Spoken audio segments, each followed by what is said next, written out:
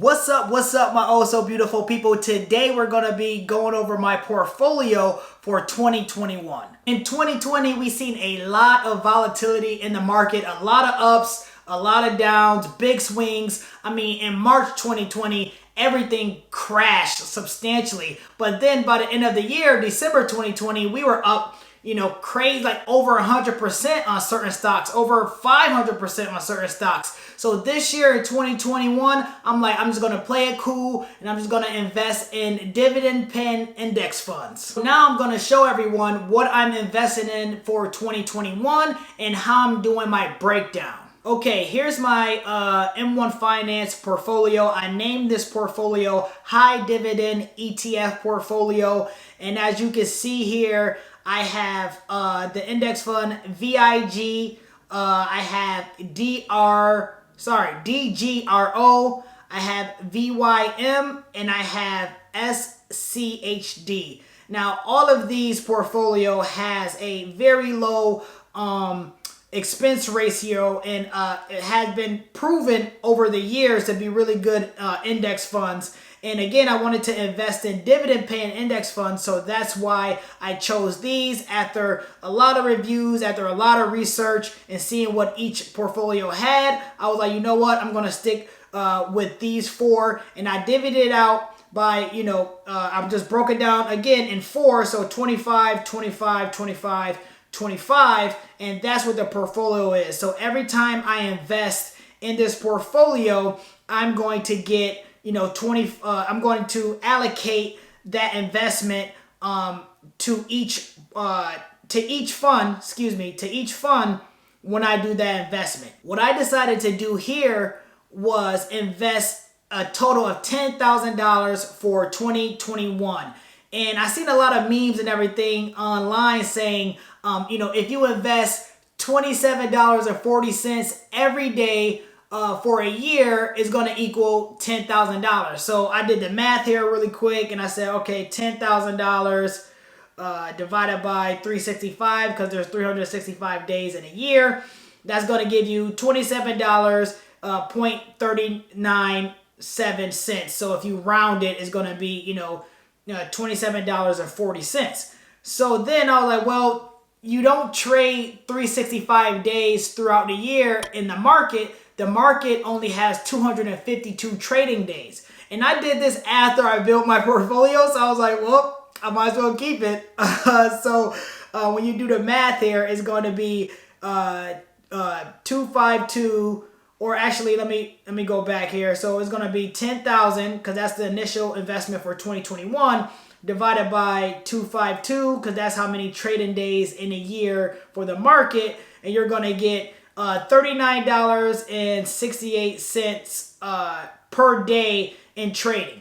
So yeah, $39.68. That's a good, because every day throughout the year to trade in. So as you can see, my approach for 2021 is to take these four dividend paying stocks, index funds, take these four dividend paying index funds and investing in them every day. So I'm going to be investing $27.40 into these stocks every trading day. No matter if it's up, no matter if it's down, I'm just going to keep investing into it every single day, which is going to have me dollar cost average in. A lot of people talk about stock crashes for 2021.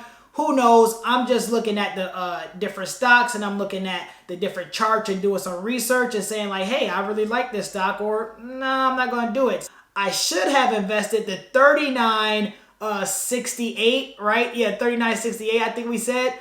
And instead, I was like, oh man, I already did it, so I'm just going to keep going. So like I said before, I'm just going to keep going with that, and whatever I have left over at the end of the year, I'm just going to dump it all into some stocks. So let's actually check out some of the stocks that are in each of these portfolios. Okay, so for VIG, this is Vanguard Dividend Appreciation ETF, okay?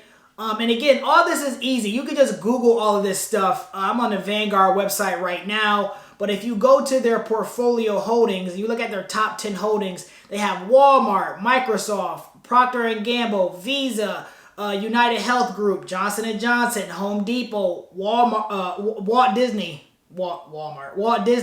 Comcast, Pepsi, and many more, right? They have 212 stocks in their portfolio, okay? So with that being said, then also you can see their portfolio allocation and what sectors that they're diversified in throughout the market. But also keep in mind that stocks, when people talk about dividend, or I'm sorry, when people talk about diversity in investing, stocks, equity, security, stocks, and bonds, that's one sector, okay? Stocks, real estate, precious metals, whatever. Now you can invest in those different categories within stocks, but the overarching category that you're in is stocks, okay? So I just wanted people to know that.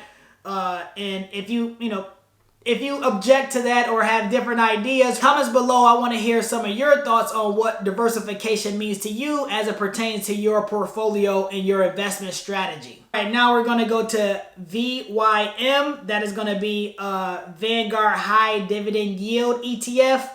And last time I didn't point out the expense ratio, but the expense ratio for this one is 0.06%. So expense ratio means how much the fund is charging you to, invest in their fund, because there is an investment fund, is management. So this is how much they're charging you. These are like some of the lowest expense ratios you're going to get. So, that's why these are always some good investments, as well as, it's paying you dividends for your investments or your holdings. And this VYM portfolio has 414 stocks. Now, again, you'll see a lot of these stocks repeating in these portfolios, like Johnson & Johnson. We saw another one, Procter & Gamble, Comcast. We got Walmart in here. So before, when I was doing my investing, I actually looked up a lot of the high, trending dividend ETFs, and I circled and went through all of the stocks, all of the different stocks in that portfolio,